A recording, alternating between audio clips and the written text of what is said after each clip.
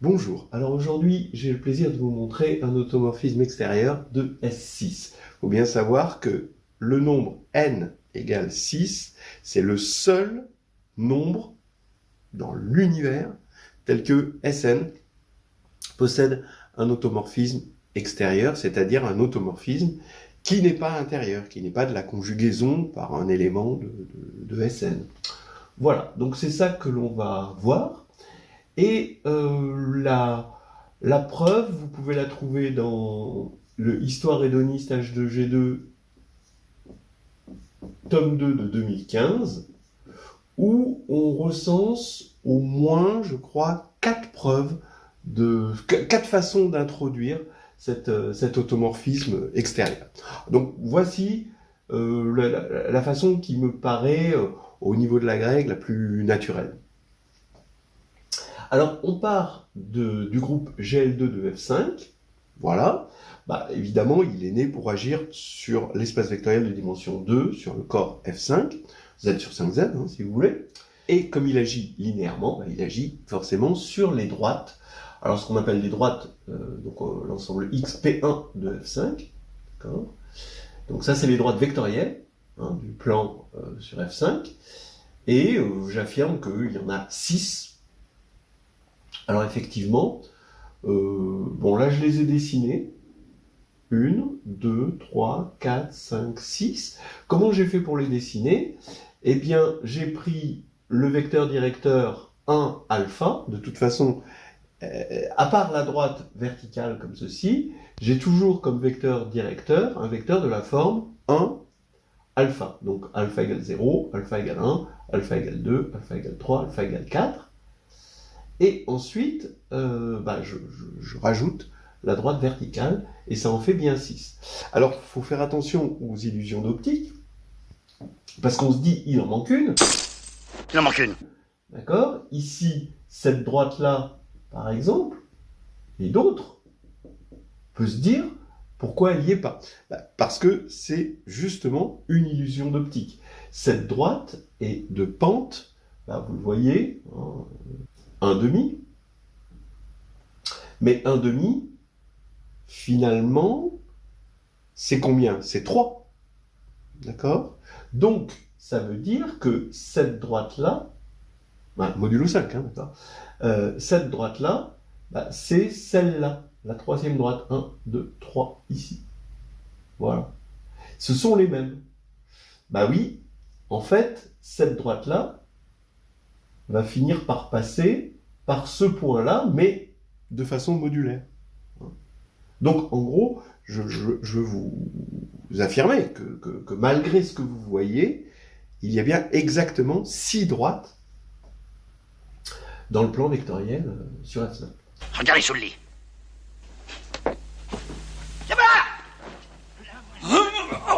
Elle est là.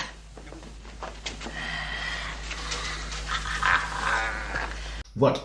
Alors, maintenant, puisqu'il agit sur 6 droites, on a un morphisme d'action de GL2 de F5 dans S6, qui a G, donne petit g ici, donne la permutation des 6 droites qu'il engendre. Bien. Alors, maintenant, on va regarder l'image de GL2 de F5 par cette permutation.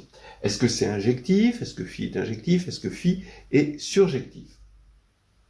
Donc ça, c'est ce qu'on va voir. D'abord, alors c'est connu, mais j'ai prévu de le rappeler un petit peu, de rappeler la preuve. On sait que le noyau de l'action sur les droites vectorielles, de GLN en général, de K, sur les droites vectorielles, c'est exactement les homothéties. Il est clair que les homothéties, ça laisse fixe les droites vectorielles, évidemment, mais la réciproque est vraie. Alors je vous montre la réciproque. Donc les homothéties, évidemment, étant donné qu'on est dans GL2, de rapport non nul. Alors, si U est dans Ker de phi, on suppose que U est là-dedans, alors, je veux montrer que U de x égale lambda x. Si x est égal à 0, le lambda peut être quelconque, donc il s'adaptera. Mais ce que je peux dire, c'est que U de x est égal à lambda indice x de x. Voilà.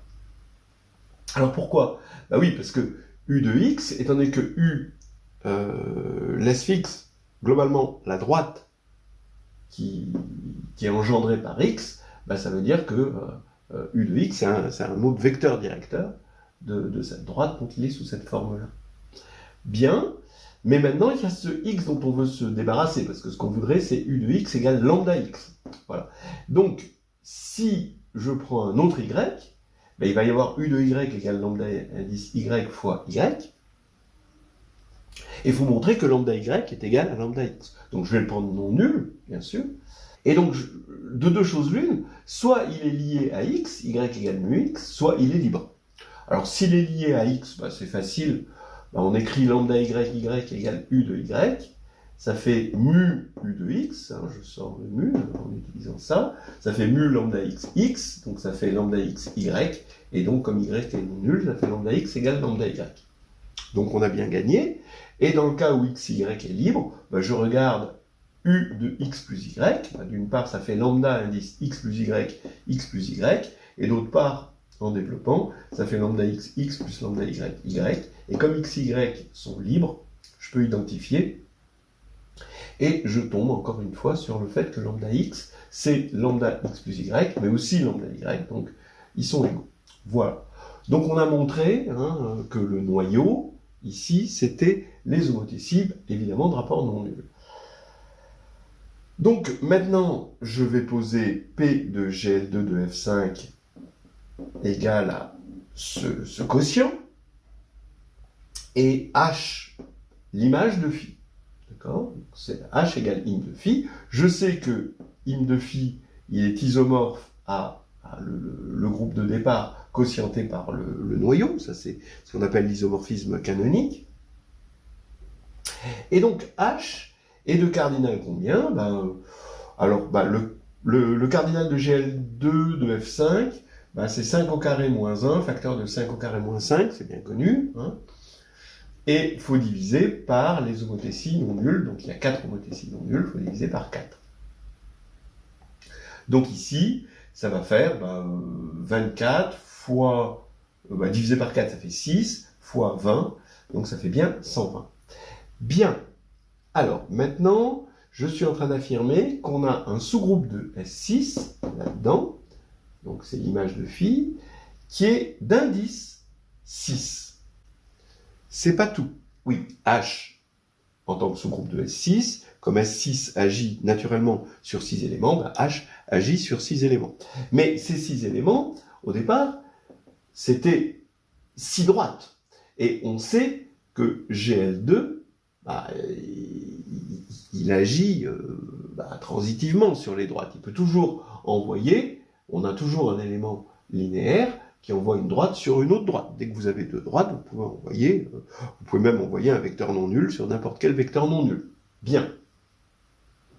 Donc, ce qui est important maintenant, et on va le conclure, c'est cette proposition-là. Il existe un sous-groupe H de S6, d'indice 6, et qui agit transitivement pour l'action naturelle de S6. Voilà.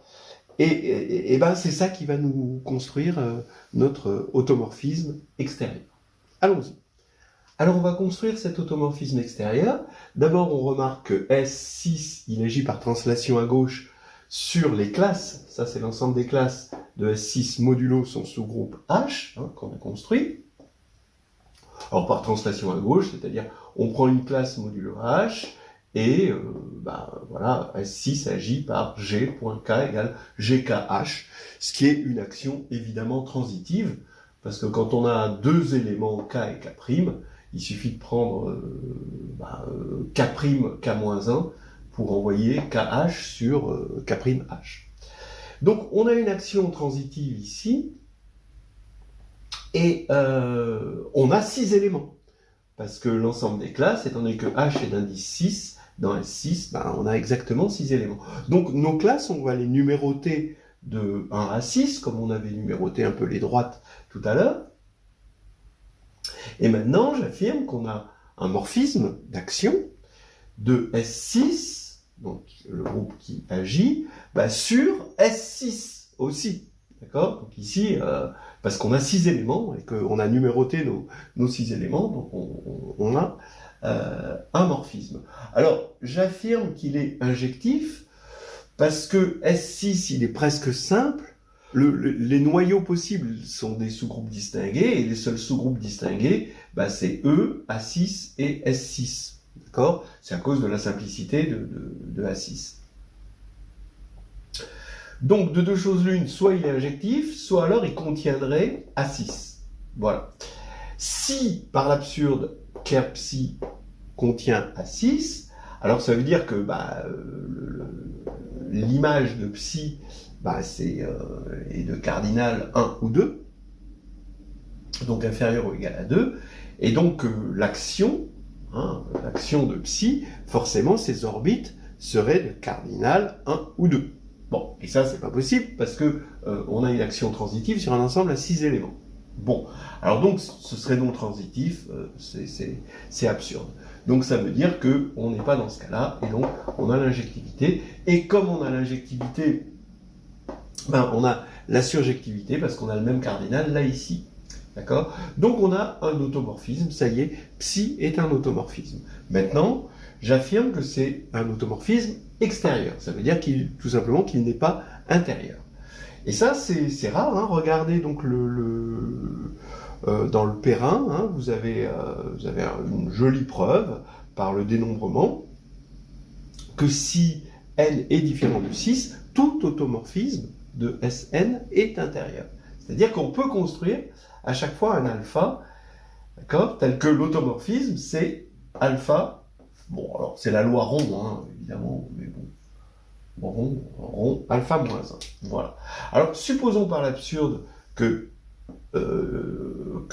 l'automorphisme psi, d'accord, envoie sigma sur un alpha sigma alpha moins 1, donc si c'était un automorphisme intérieur, alors, qu'est-ce qu'on aurait? Eh bien, j'affirme que si je prends IJ de 1 à 6, d'accord, bon, qui sont numérotés, en fait, c'est des éléments de ça, mais on les a juste numérotés pour simplifier. Alors, j'ai vu tout à l'heure que grand H, lui, il agissait transitivement sur les éléments de 1 à 6. Donc j'assure l'existence d'un petit h de grand H qui envoie alpha moins 1 de I sur alpha moins 1 de J, par transitivité de grand H. Donc maintenant, quand je vais regarder psi de H de I, eh bien ça fait alpha H alpha moins 1 de I, par la supposition. Et H alpha moins 1 de I, ça fait alpha moins 1 de J. Et alpha moins 1, ça fait donc J ici. Donc ça veut dire que psi de H envoie I sur J, alors que j'ai pris I et J quelconque. Et ça, c'est pas possible. C'est pas possible parce que parmi les classes ici, il y a la classe de l'élément neutre, c'est-à-dire tout simplement grand H, la classe grand H. Et je sais que si petit h est dans grand H, alors h.grand H, bah, ça va être h fois h, donc ça va être h. Donc, il possède un fixateur. Donc on a une classe ici qui, elle, ne bougera pas, d'accord, sous l'action de grand H. Évidemment, elle bouge sous l'action de S6, mais sous l'action de grand H, voilà. Bon, alors, en gros, on a un sous-groupe transitif ici qui est envoyé sur un sous-groupe non transitif ici. Bah, ça, c'est pas possible, donc voilà, quand on a un automorphisme intérieur. Voilà, donc l'automorphisme n'est pas intérieur, par absurde, et l'automorphisme est donc extérieur. Alors on pourrait se demander quelle tête a H.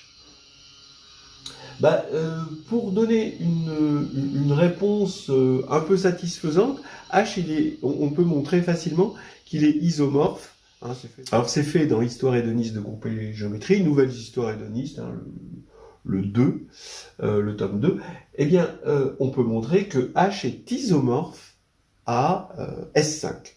Bon, il est d'ordre 120, on a vu, hein, mais bon, il se trouve qu'il est isomorphe à S5. Donc ça donne une petite idée. Ça veut dire que dans S6, il y a un sous-groupe isomorphe à S5, mais qui n'est pas le stabilisateur d'un élément, puisqu'il est transitif. Voilà. Incroyable. Bon, il y a 120 éléments, on va pas tous les écrire, encore que je suis sûr qu'il y en a, ça ne les arrêterait pas, hein. Mais nous, on va s'arrêter là.